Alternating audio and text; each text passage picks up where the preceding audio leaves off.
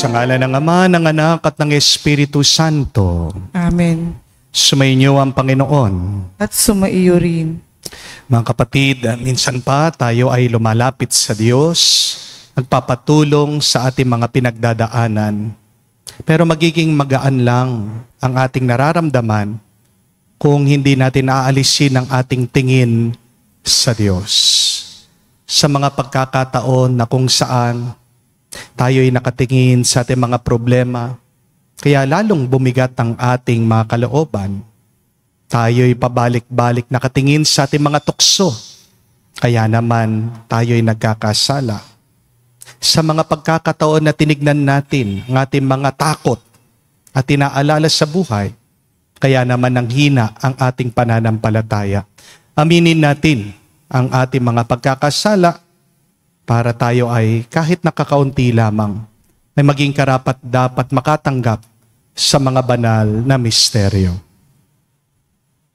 Inaamin ko Sa makapangyarihan Diyos at sa inyo mga kapatid, na lubha akong nagkasala sa isip, sa salita, sa gawa, at sa aking pagkukulang.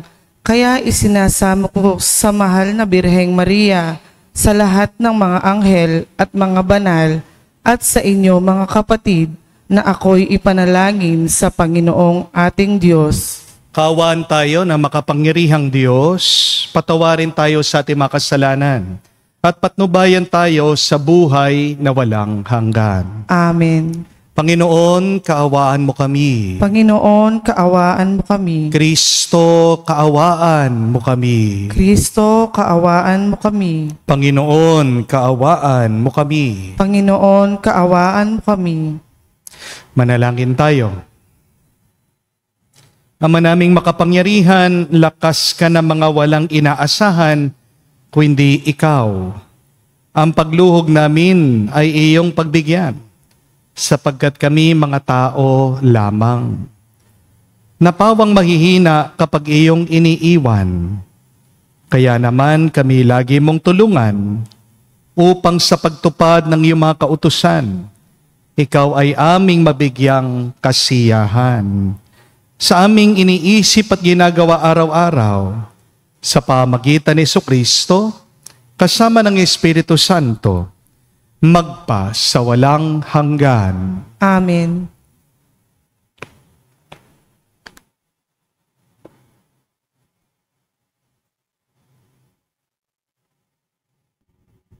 Pagbasa mula sa ikalawang sulat ni Apostol San Pablo sa mga taga-Korinto. Mga kapatid, yamang marami ang nagmamapuri tungkol sa mga bagay na makalupa, ako man ay magmamapuri. Kung may nakapagmamapuri, ako'y makapagmamapuri din. Ako'y nagsasalitang tulad ng isang mangmang. Sila ba'y Hebreyo? Ako man. Mga Israelita ba sila? Ako rin. Lipi ba sila ni Abraham? Ako'y gayon din. Sila ba'y mga lingkod ni Kristo? Nagsasalita akong waring isang baliw, ngunit ako'y mas mabuting lingkod ni Kristo kaysa kanila. Higit ang aking pagpapagal, makailang ulit akong nabilanggo, hinagupit ng maraming beses, at madalas na nabingit sa kamatayan. Makalima akong tumanggap ng 39 na palo mula sa mga Hudyo. 3 ulit kong naranasang hagupitin ng mga Romano at minsang binato. May 4 kong naranasang mawasak ang barkong sinasakyan at minsay maghapot magdamag akong lulutang-lutang sa dagat. Sa malimit kong paglalakbay, nasuong ako sa iba't ibang panganib, sa mga ilog, sa mga tulisan, sa mga kapwa ko Hudyo at sa mga hentil, mga panganib sa lungsod sa ilang, sa dagat, sa mga mapagkunwaring kapatid. Naranasan ko rin ang labis na hirap at pagod, malimit na pagpupuyat, matinding gutom at uhaw. Natikman ko ang maginaw, ngunit wala man lamang mabalabal. Bukod sa lahat ng yan, inaalala ko pa araw-araw ang mga simbahan. Kung may nanghihina, karamay nila ako, at kung may nahuhulog sa pagkakasala, labis na naghihirap ang kalooban ko. Kung kailangan ako'y magmamapuri, ang ipagmamapuri ko'y ang aking mga kahinaan. Ang salita ng Diyos. Salamat sa Diyos. Matuwid ay tinutulungan sa lahat ng kagipitan. Matuwid ay tinutulungan sa lahat ng kagipitan. Panginooy aking laging pupurihin, sa pasasalamat di ako titigil. Aking pupurihin kanyang mga gawa, kayong naaapi, makinig, matuwa. Matuwid ay tinutulungan sa lahat ng kagipitan. Ang pagkadakila niya ay ihayag, at ang ngalan niya ay purihin ng lahat. Ang aking dalangi, dininig ng Diyos, na wala sa akin ang lahat kong takot. Matuwid ay tinutulungan sa lahat ng kagipitan. Nagalak, aping umaasa sa Kanya, pagkat di nabigo ang pag-asa nila. Tumatawag sa Diyos ang walang pag-asa, sila'y iniligtas sa hirap at dusa. Matuwid ay tinutulungan sa lahat ng kagipitan.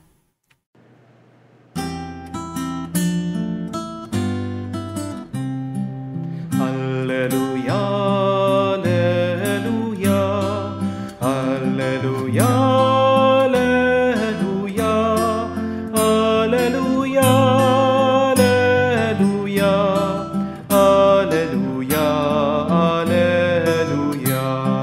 alleluia, alleluia, alleluia, alleluia. Mapalad ang mga dukha na tanging Diyos na lumikha, ang pag-asa at adhika. Alleluia, alleluia. Sumainyo ang Panginoon. At sumainyo rin. Ang mabuting balita ng Panginoon ayon kay San Mateo. Papuri sa iyo, Panginoon. Nung panong yon, sinabi ni Jesus sa kanyang mga alagad, "Huwag kayong mag-impok ng kayamanan dito sa lupa. Dito'y may naninira at kalawang, at may nakakapasok na mga magnanakaw. Sa halip impukin ninyo ay ang mga kayamanan ng langit. Doon walang maninirang kalawang at walang makakapasok na magnanakaw. Sapagkat kung saan naroroon ang inyong kayamanan, naroroon din naman ang inyong mga puso. Ang matang pinakailaw ng katawan. Kaya't kung malinaw ang iyong mata, maliliwanagan ang buo mong katawan. Ngunit kung malabo ang iyong mata, magdirilim ang buo mong katawan.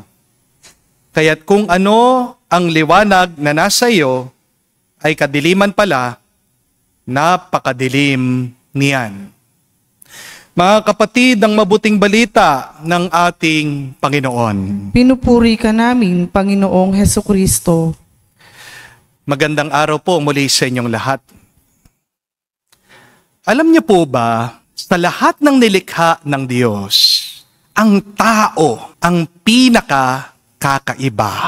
As human beings, we are one of a kind. We are special. We are the crowning glory of God's creation. And we are so unique. We are the most complicated being in the whole world. Kaya nga, pag meron kang problema sa isang tao at tinatanong mo, bakit ganyan naman siya?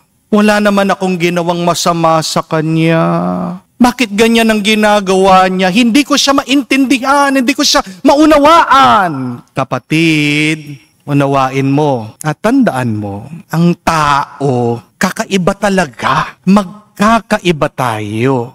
Pambihira tayo.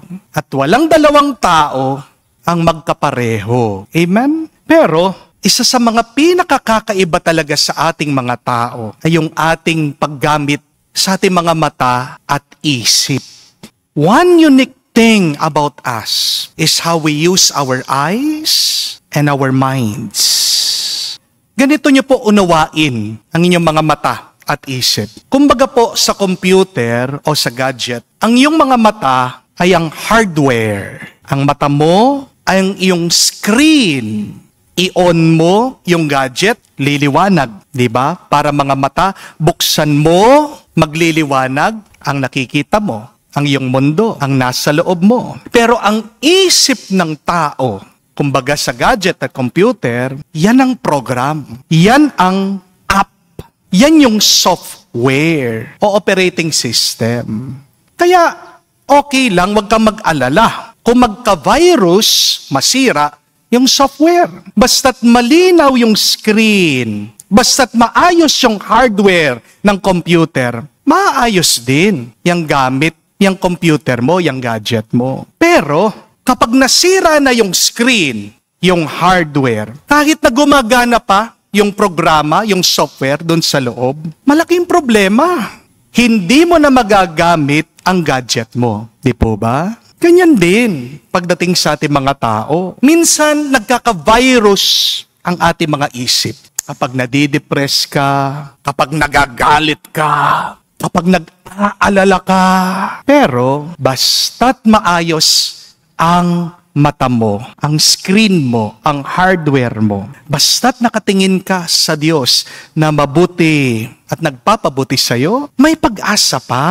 Bubuti at sasaya ka. Amen? Kaya nga po, sabi ni San Pablo, basahin nyo, sa sulat niya sa mga tao ng Hebreo, fix your eyes on Jesus, the author and the perfecter of faith. Kaya, kung may problema ka sa iyong isip, maayos yan. Basta't buksan mo lang ang iyong mata at titigan mo ang Diyos ng buhay. Amen? Pero kahit na mabuti ang nasa isip mo, ang nasa loob mo, masaya ka, payapa ka, wala kang inaalala, masisira ang lahat ng yan kapag nagiging malabo at nagiging madilim ang paningin mo. Kaya nga po, balikan niyo ang turo ni Jesus sa atin sa mabuting balita ngayon. Jesus taught us, if the eye is sound, your whole body will be filled with light. But if the eye is bad, your whole body will be in darkness. Minsan, ang problema, wala naman sa pag-iisip. Kaya nagkakaroon ng problema ang iyong isip dahil dyan sa iyong tinitignan. Di po ba? Kaya nga po, balikan yung unang pagbasa.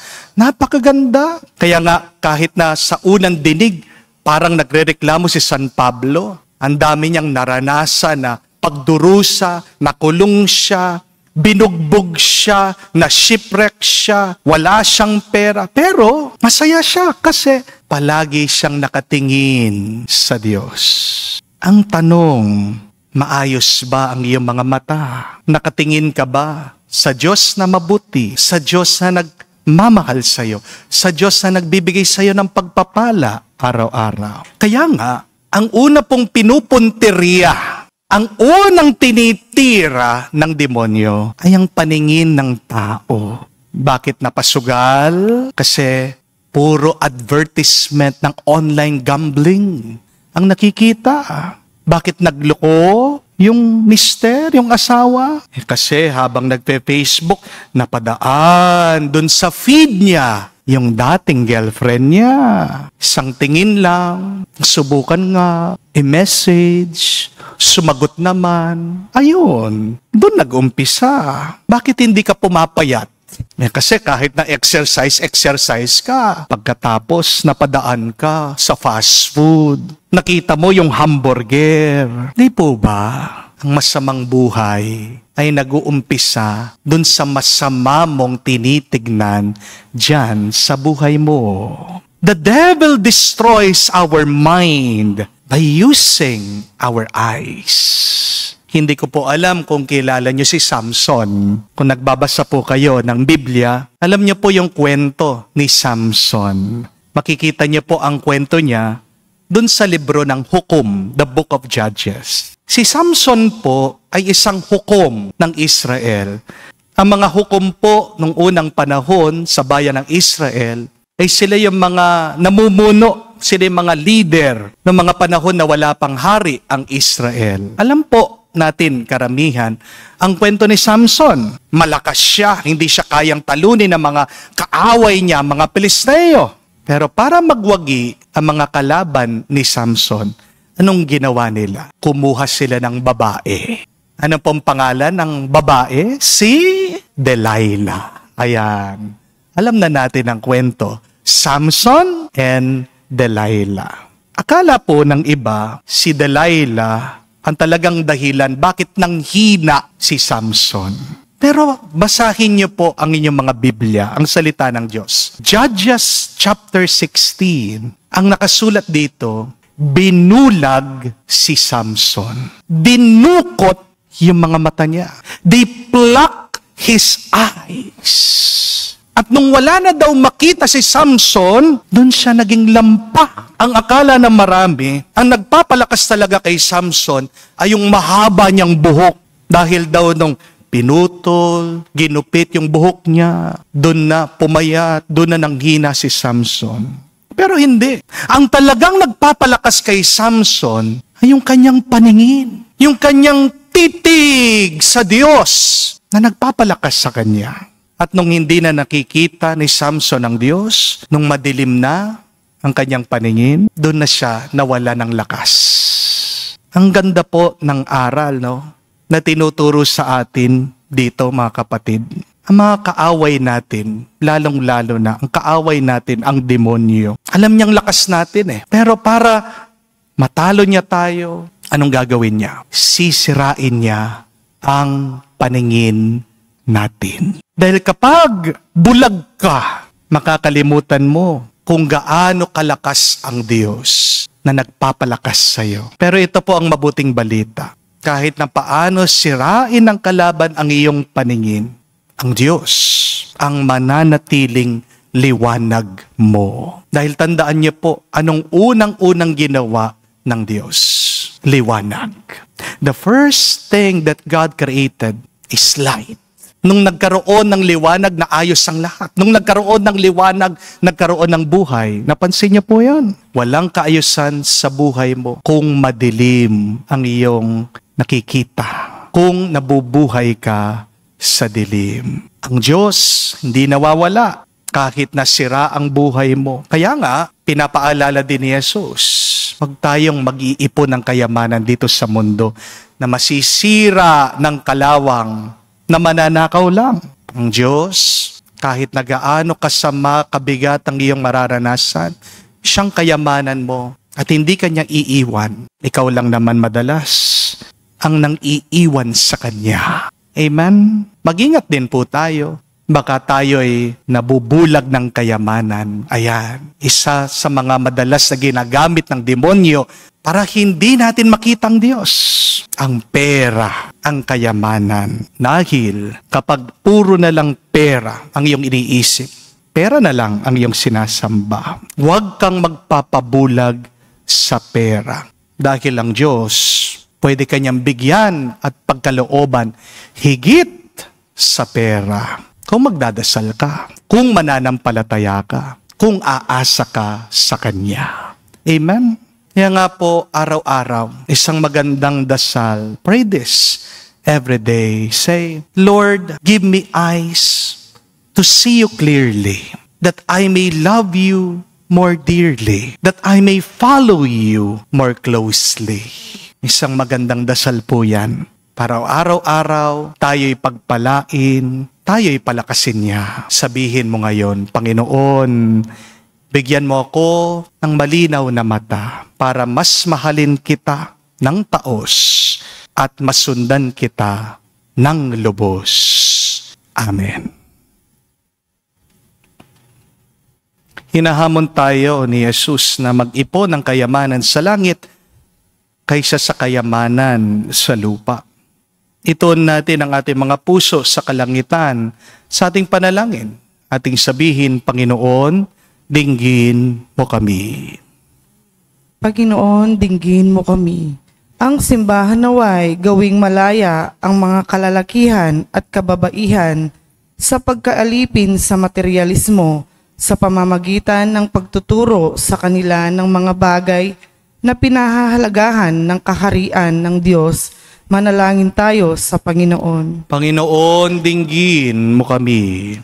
Ang mga politiko at lingkod pangmamamayan naway magsimula ng mga programa at proyekto sa kabuuang pag-uunlad ng lipunan at kanilang mga nasasakupan. Manalangin tayo sa Panginoon. Panginoon, dinggin mo kami. Ang mga taong pinagkakatiwalaan ng higit sa kayamanan, naway mapagtanto ang kanilang katayuan bilang mga tagapag-alaga lamang at hindi mga lubos na nagmamay-ari ng mga biyayang kanilang angkin. Manalangin tayo sa Panginoon. Panginoon, dinggin mo kami. Sa katahimikan po ng ating puso, sabihin natin sa Diyos ang ating mga personal na pangangailangan.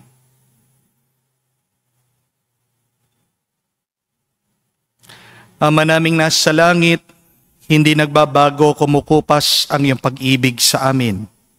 Bigyan mo kami ng lakas at tapang na lumakad sa iyong presensya araw-araw ng aming buhay. Hinihiling namin ito sa pamagitan ni Kristo, aming Panginoon. Amen.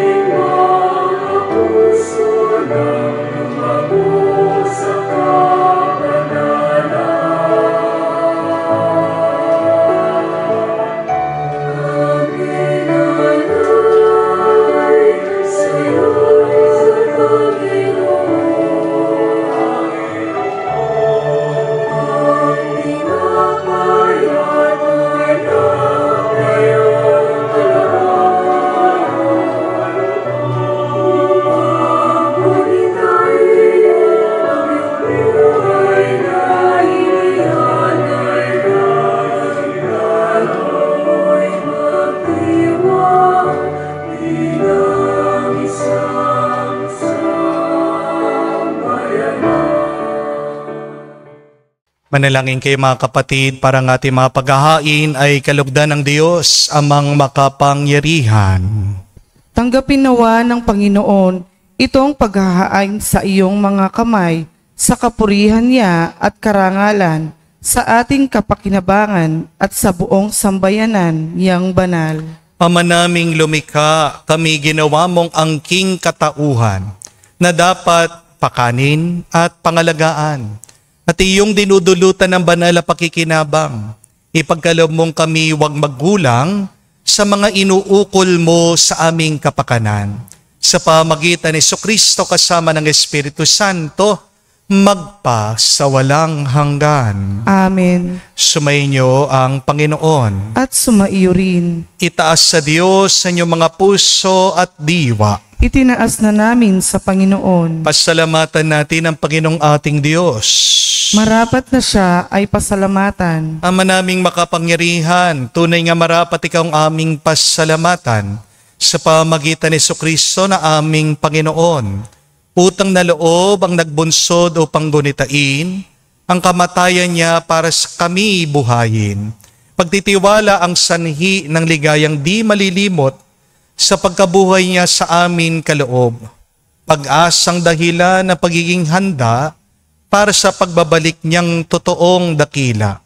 Kaya kaisa na mga anghel nagsisiawit ng papuri sa iyo nang walang humpay sa kalangitan. Kami nagbubunyi sa iyong kadakilaan.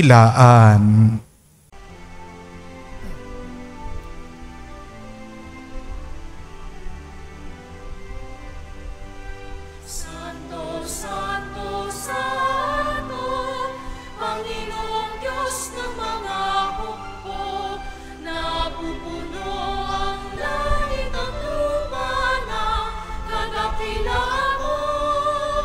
Hosana, Hosana, sa kaitaasan, pinagpala ang naparirito sa ngalan ng Panginoon. Hosana, Hosana, sa kaitaasan. Hosana, Hosana, sa kaitaasan.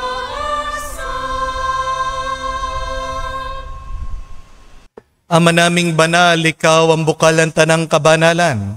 Kaya't sa pamagitan ng iyong Espiritu, gawin mong banal ang mga kaloob na ito, upang para sa amin, maging katawan at dugo ng aming Panginoong Heso Kristo. Bago niya pinagtiis ang kusang loob na maging handog, hinawakan niyang tinapay, pinasalamatan kanya, pinaghati-hati niya iyon, inabot sa kanya malagad at sinabi, "Tanggapin ninyong lahat ito at kanin. Itong aking katawan na ihahandog para sa inyo."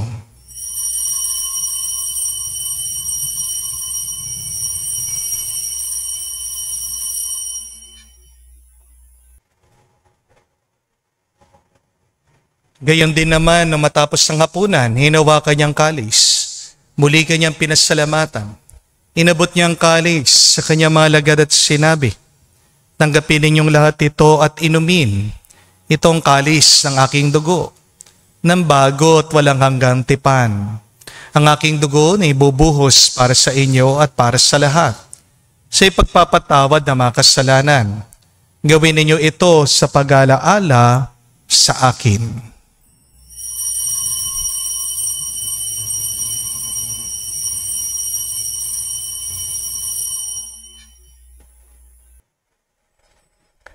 Ang misteryo ng pananampalataya. Aming ipinahayag na namatay ang iyong anak, nabuhay bilang Mesiyas at magbabalik sa wakas para mahayag sa lahat. Ama, ginagawa namin ngayon ang pag-alaala sa pagkamatay muling pagkabuhay ng iyong anak. Kaya tinialay namin sa iyong tinapay nagbibigay buhay at ang kalis na nagkakalob ng kaligtasan. Kami nagpapasalamat dahil kami yung minarapat na tumayo sa harap mo para maglingkod sa iyo. Sinasamo namin kami magsalo-salo sa katawan at dugo ni Kristo ay mabuklod sa pagkakaisa sa pamagitan ng Espiritu Santo. Amalingapin mong iyong simbahan laganap sa buong daigdig. Puspusin mo kami sa pag-ibig. Kaisa ni Leon ang aming Santo Papa, si Florentino aming Arsobispo at ng Tanang Kaparian. Alalahanin mo rin ang aming mga kapatid na nahimlay may pag-asang sila'y muling mabubuhay. Gayon din naman lahat ng mga pumanaw. Kawan mo't sila't patuloyin sa iyong kaliwanagan. Kawan mo't pagindapatin kaming lahat na makasalo sa iyong buhay na walang wakas. kaisa na mahal na Birhen Maria, Ina ng Diyos, kaisa ni San Jose ang kanyang maluwalhating esposo, kaisa na mga apostol, lahat ng mga banal, na namuhay dito sa daigdig na kalugod-lugod sa iyo. May pagdiwang nawa namin ang pagpupuri sa kararangal mo sa pamagitan ng iyong anak, aming Panginoong Hesu Kristo. Sa pamamagitan ni Kristo, kasama niya at sa Kanya, ang lahat ng parangal at papuri ay sa iyo, Diyos Ama, makapangyarihan, kasama ng Espiritu Santo, magpasawalang hanggan. Amen, amen, amen. Sa nakakagaling na utos sa turo ni Jesus sa Panginoon natin na Diyos, ipahayag natin ang lakas loob.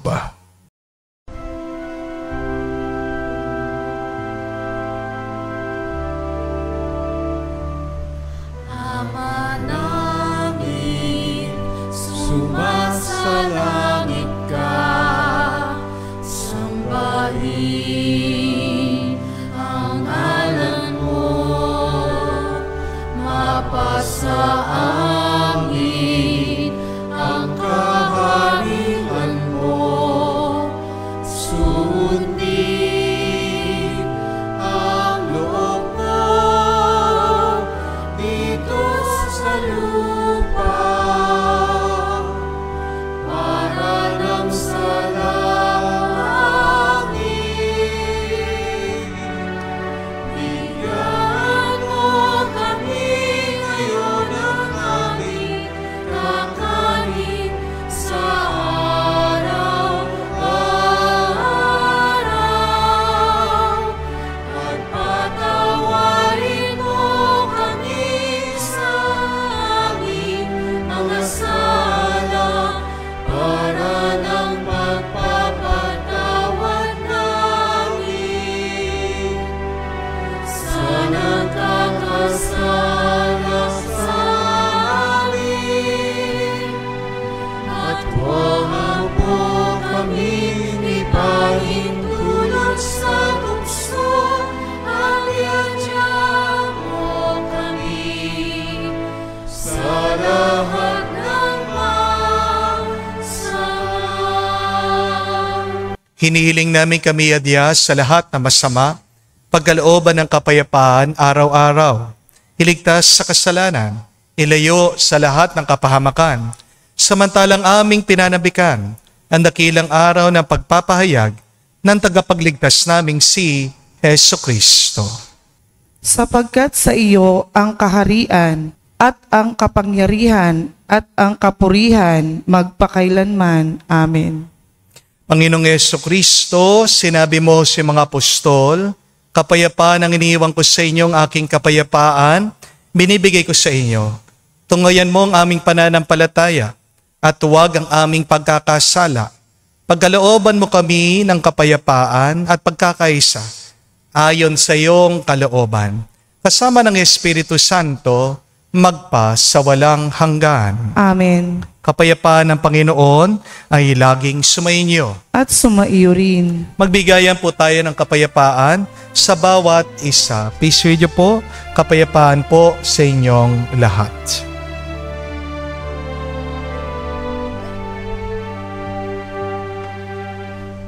Kordero ng Diyos na nag-aalis ng mga kasalanan ng sanlibutan, maawa ka sa amin, maawa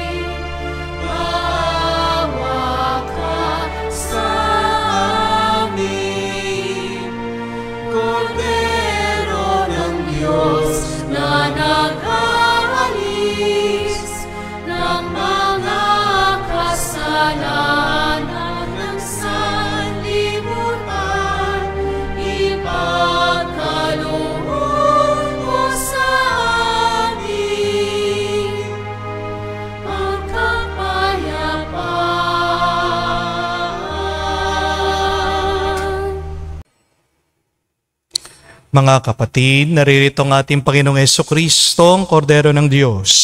Siya nag-aalis sa mga kasalanan ng sanlibutan. Mapalad tayong lumalapit sa piging ng Kordero. Panginoon, hindi ako karapat-dapat na magpatuloy sa iyo, ngunit sa isang salita mo lamang ay gagaling na ako.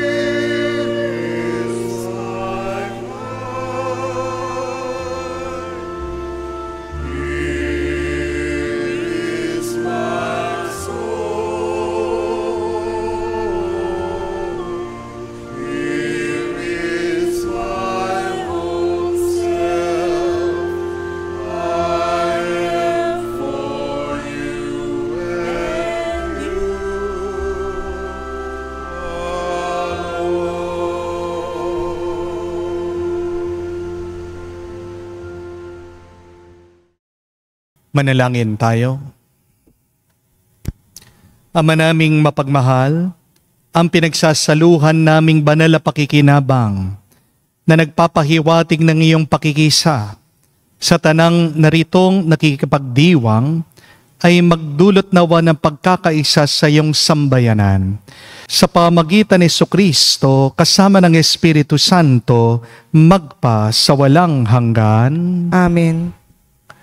Tandaan niyo po, ang ating mga mata ay ang hardware, ang screen, habang ang ating mga isip ay ang ating software. Yan yung program. Kaya nga, ang tawag din natin sa ating kaisipan ay mindset. Meron kang set of mind. Ano yung nandyan tumatakbo sa iyong kaisipan? Pero mas malaking problema kapag madilim malabo ang iyong paningin. Dahil kung may problema ang iyong isip, maayos mo yan sa tamang pananaw at pagtingin. Pero kahit na mabuting anas sa loob mo, masisira yan kung palagi kang nakatingin sa masama. As I have said previously, what you look at, you look like. Kaya nga kung palagi kang nakatingin sa tukso, matutokso ka, magkakasala ka. Kaya napakahalaga araw-araw, ibaling natin ang ating tingin kay Jesus. Fix your eyes on Jesus, the perfecter of our faith. Kaya nga po ang tanong ko sa inyo, ano ba yung mga paborito nyong tukso at kasalanan na hindi nyo maalis-alis ang inyong tingin dyan? Pikit nyo muna ang inyong mga mata, magdasal kayo, at hingin nyo sa Diyos ang mga bagong mata. Dasalin nyo, Lord, give me eyes that see you clearly, so that I may love you more dearly and follow you more closely. Sumayin nyo ang Panginoon. At sumaiyo rin. At pagpalain kayo ng Diyos, makapangyarihan sa lahat, sa ngalan ng Ama, ng Anak, ng Espiritu Santo. Amen. Ang ating misa ay natapos na. Humayo kayo sa kapayapaan ni Kristo. Salamat sa Diyos.